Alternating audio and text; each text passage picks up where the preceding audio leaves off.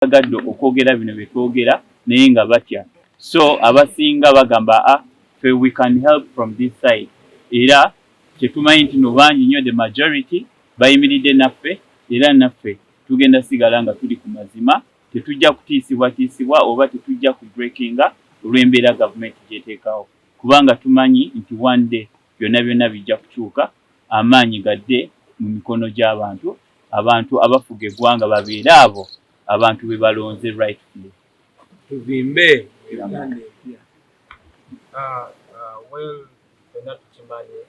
when we stop being passive about the affairs of this nation, of course, a lot of things change in our life, both positive and negative. Nenga bomani mu Uganda sawa zino wotuya situation this is our kwedusa okuyingira practically into the affairs of this country, because when you know that nobody is safe brother in this country, now we can take camera police safe. Tokyasooka kuntuukirira ne tudiscuss ngoba ne tubeera fena like the way we used to be Anderson kuba olina kyotya ng'omuntu. You see that you also affected. So the best option is always to stand on the right side and to stand with the oppressed Uganda until we reach the destiny. And we all know that our destiny is going to be a victorious destiny. Our destiny is going to be a destiny of perfect Uganda where enchabu nagenda ku mulago genda kusanga loti endagala fena kyetwetaaga. Yeah, maybe okwongerako tumanyi nti tebajja kutwevuma, tumanyi kyetukola tetuswaza, ne bw'osanga mukadde mukulu, ne bw'osanga jjajjaawo, ne bw'osanga maama wa mukwano gwagamba mwana wange mwebale emirimu gye mukola. Yes, ayinza okugamba nga atya naye at least tewali batugamba nti mutuswaza, no bagamba mwebale. Yes, abamu baba atya naga nakutumia naye namaliza gamba mwebale. So tumanyi nti kyetukola kituufu, kituweesa ekitiibwa, kitwagazisa, ate tumanyi nti n'ebiseera eby'omu maaso oluvannyuma nga ffenna tukaddiye oba nga tufudde, still amagye gaffe tegajja kuba nga tebatwevuma, bajja kuba batwogerako bulungi nga bagamba waalingawo abavubuka, waalingawo ba artist abayimirira ku kituufu, kuba si ffe tusoose. Fire Lutaaya bamuwaŋŋangusa n'omuwaŋŋangusa n'agenda Congo n'amalira Sweden ku mirembe gy'Amini, ng'Amini tayagala ba artist bayimba mazima.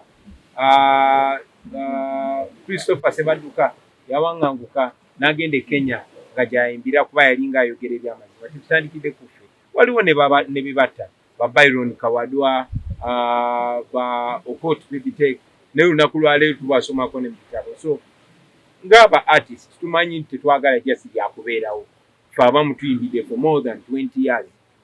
Tukoze amanya, tukubye endongo, tukyakadde, tubaluse, byonna. But at the end of the day, legacy gy'olekawo yenkulu ennyo. Abantu balibeera bakwevuma, bali bakwenyumirizaamu. Ffe tuli sure nti bajja twenyumirizaamu kuba tuyimiridde ku kituufu. So we'll take 2 more questions, maybe 3. Yagwe kakalamu.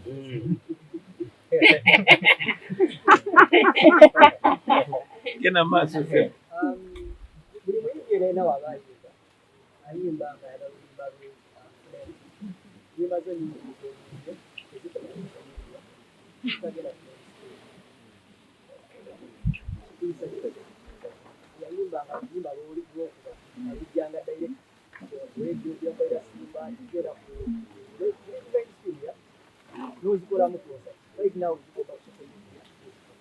Yeah.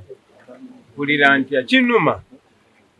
Tewali artist sobola kupitendinga nti kinuma okuba nga nsosolebwa mu nsi yange. Simbye ekiwemula, simbye ekivoola, naye of course kinuma. Neera manyi ti music wange akola impact yemu. Oyogeddeko ekyo gamba nti buli artist ayagala afune music we. Yes, kituufu. Nyinza okuba sikyamufunamu ssente naye nga mufunamu kyenjagala kuba ssente z'amazima tetwakola ssente emyaka gyaffe era twali twamala wano twazimbawo 15 years ago. So 15 years ago twali wano, so twali twakola ssente, sigamba nti twazikuta tosobola zikuta naye kati okufunamu kitegeeza ki? Ndaba nga nyimbye oluyimba ne lukwata ku muntu ne lucommunicatinga ne luyisaawo ensonga ne lukiikirira omuntu, nfuna satisfaction. Twandyagadde ne ssente, but for now okumatizibwa ku mutima kyamaanyi nnyo. osobola okukola oluyimba nga tewanayita na ssaawa 24 nga balukozeemu covers endala. I mean, you feel honored, you feel legendary nogamba well maybe abantu abamu bandabanga big brother, maybe abantu abamu bandabanga ekyokulabirako. It's good. Ate era mmanyi nti oluvannyuma lwa byonna ne bwe tuba siffe naye abaana baffe bajja kufuna mu muziki waffe. Kuba muziki waffe takaddiwa. Paka ssaawa zino kyawuliza zi freedom song eza Bob Marley, kyawuliza zi freedom song eza Ayogedde, eza Chaka Chaka, DJ Powers. So tajja kufa muziki waffe because we are living, we are, you know, standing for an idea that lives forever. Yeah. Mr. President, okufunayo omukazi oba abakazi babiri abasajja mubadde bangi.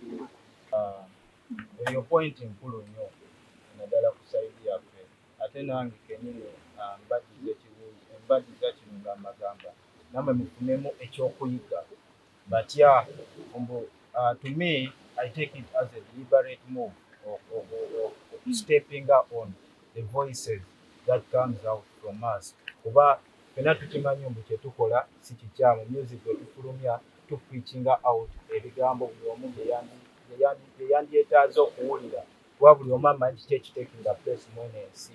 But since mwena mukimanyi that it's a deliberate move from the government to oppress our voices, badde nsaba mwenga ba bloggers, ba youtubers tweyambe tumakinge sure mbu bwaka bwe tufulumya reaching out to the extreme person gwe twagala message emutuukeko. Zanya party yo. Tukwatire wamu because at the end of the day this country belongs to all of us. Thank you. It's a